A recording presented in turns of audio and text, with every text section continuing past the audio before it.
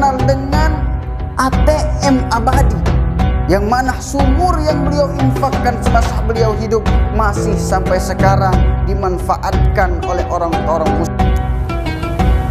Namun ada suatu amalan, bukan sedekah, yang memerlukan modal. Bahkan ternyata pengurus masjid tersebut juga mengusir beliau untuk keluar. Alhamdulillah, alhamdulillahilladzi ja'ala riyadha jannati lisalikina tariqata ahli widadi wa naddara wujuhal muttaqina al-mukhlisina min ibadihi. Wassalatu wassalamu ala man kana al-istighfar wal adhkar min awradi sayyidina Muhammad wa ala alihi wa sahbihi wa junudi, amma ba'du. Pemirsa semuanya yang insyaallah kita dirahmati oleh Allah Subhanahu wa taala. Segala puji syukur atas kehadiran Allah Subhanahu wa taala atas segala nikmat yang masih Allah berikan kepada kita semua. Kemudian salawat dan salam atas baginda Muhammad sallallahu alaihi wasallam, semoga tetap selalu senantiasa kita kirimkan. Allahumma salli ala sayyidina Muhammad wa ala ali sayyidina Muhammad.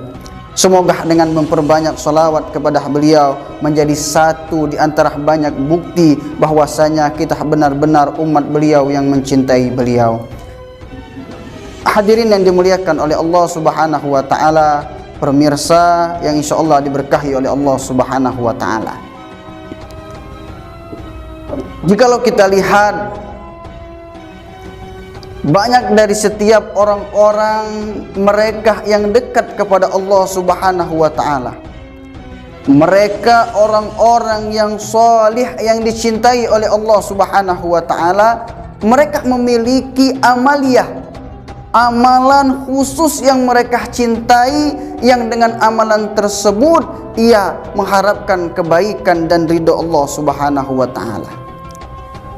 Banyak daripada sahabat Nabi, contohnya Sayyidina Bilal bin Rabah, dengan amalan salat sunnah wudu'nya, kata Nabi, sebelum ia meninggal pun suara trompanya sudah terdengar di surga.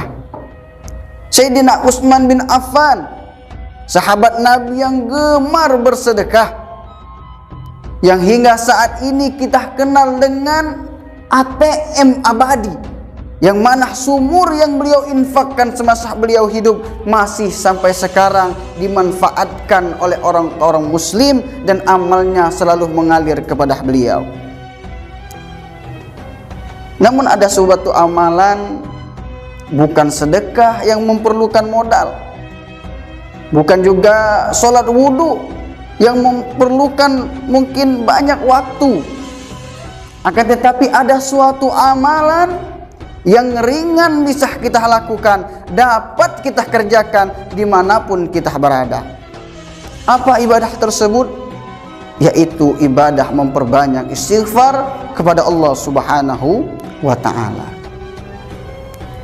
Istighfar bukan saja amalan agar kita diampuni oleh Allah Subhanahu wa ta'ala, akan tetapi dengan istighfar dapat menjadikan diri kita lebih dekat kepada Allah Subhanahu wa taala.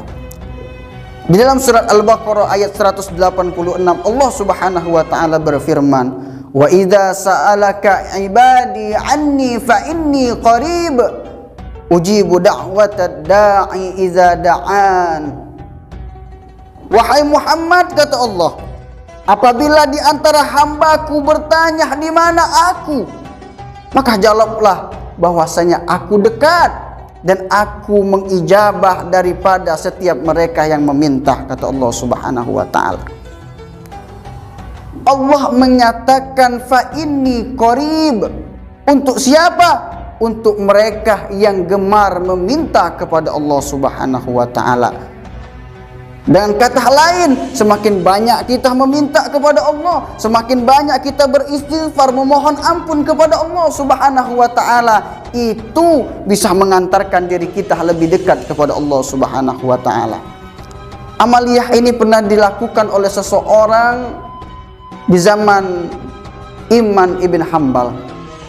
Suatu ketika Imam Ibn Hanbal nalurinya ingin pergi suatu daerah yang ia tidak tahu kenapa ingin pergi ke suatu tempat tersebut.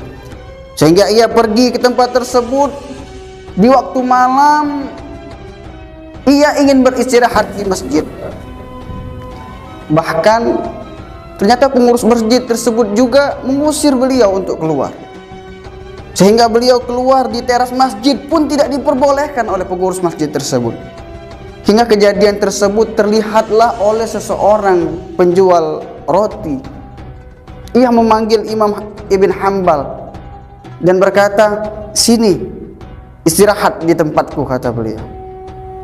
Ketika Imam Ibn Hanbal beristirahat di tempat penjual roti tersebut, ia melihat suatu hal yang ia lakukan. Tak kalah setiap kali mengadon roti, membuat roti, ia selalu senantiasa mengucapkan istighfar. Dengan hal tersebut Imam Ibn Hanbal dengan bertanya kepada beliau, "Apa yang engkau dapatkan atas apa yang engkau lakukan dengan istighfarmu?" kata Imam Ibn Hanbal.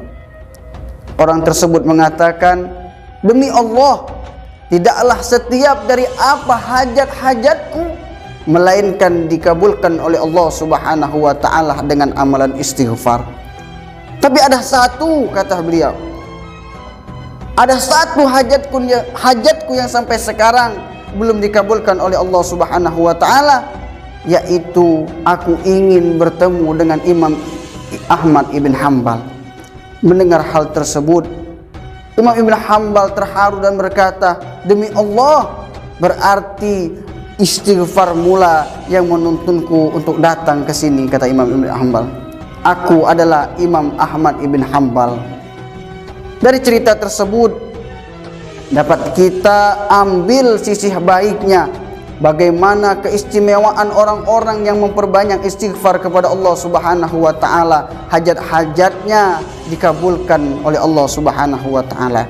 Bahkan Nabi sallallahu alaihi wasallam mengatakan, "Man aktsara minal istighfar, ja'alallahu min kulli hammin faraja, wa min kulli daikin makhraja, wa yarzaquhu min haitsu la yahtasib."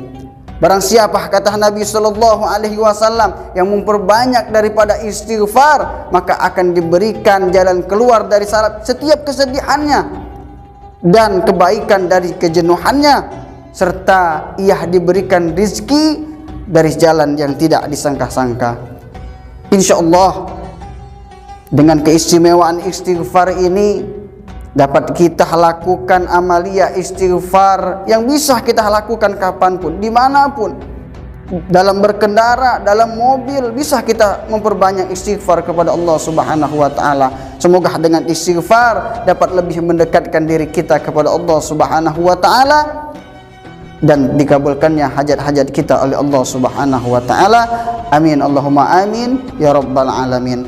Astaghfirullahal azim li wa lakum wa lisairil muslimin wal muslimat. Assalamualaikum warahmatullahi wabarakatuh.